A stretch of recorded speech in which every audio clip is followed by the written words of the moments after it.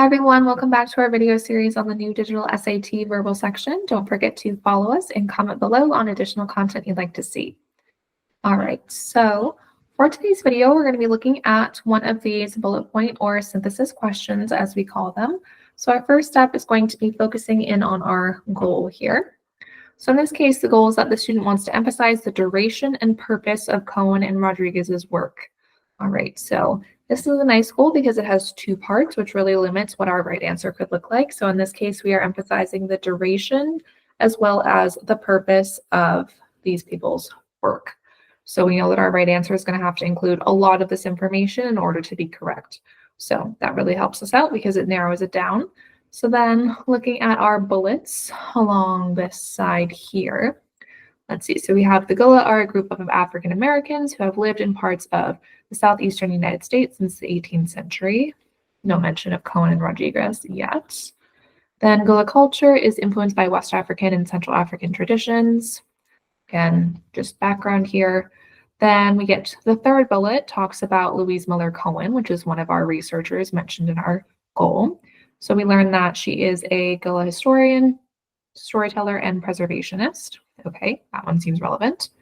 Then it tells us a bit more that she founded the Gullah Museum of Hilton Head Island, South Carolina in 2003. And we have similar information about Rodriguez, also a historian, artist, and preservationist, and that she founded the Gullah Museum of Georgetown, South Carolina in 2003.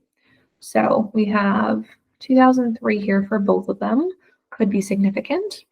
So then in terms of looking at our answer choices, in this case, looks like we have at the Gullah Museums in Hilton Head Island and Georgetown, South Carolina, visitors can learn more about the Gullah people who have lived in the region for centuries. So this mentions their work, but it doesn't mention the purpose or even the people here that we're focusing on, so we can eliminate A.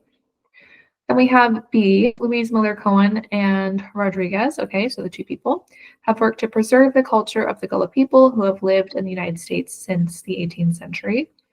Okay, so we do mention the researchers here, but in terms of the duration of their work, it does talk about the purpose, the duration, not so much. The only year that's mentioned here is since the 18th century. They certainly have not been working on this since the 18th century. So option B, we can eliminate that. C, we have since 2003, Cohen and Rodriguez have worked to preserve Gullah culture through their museums.